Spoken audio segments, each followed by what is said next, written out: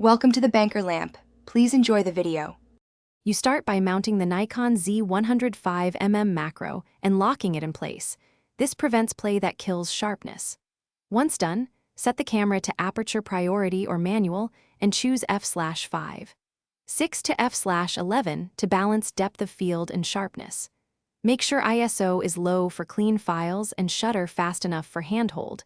Otherwise, use a tripod. Turn on focus peaking or live view magnification so you can see critical focus. This speeds up micro adjustments and avoids focus hunting. Now refine focus and composition. Switch to manual focus or AFS single point to lock on the tiniest detail because continuous AF can shift during macro work. Position the subject with the lens at a comfortable working distance.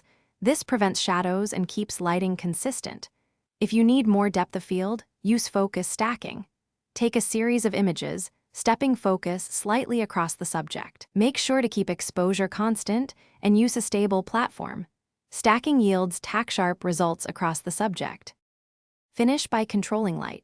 Use diffused natural light, a small softbox, or a macro ring flash to wrap light around the subject and reduce harsh shadows. Once done, decide on vibration reduction. Enable VR for steady handholding, but turn it off when using a tripod, especially during focus stacking, because VR can introduce blur. Finally, review images at 100% to confirm critical sharpness. If you see softness or focus shift, reshoot with smaller focus steps or a slightly narrower aperture as a troubleshooting fix. Thanks for watching. If this was helpful, leave a like and consider subscribing. See you next time.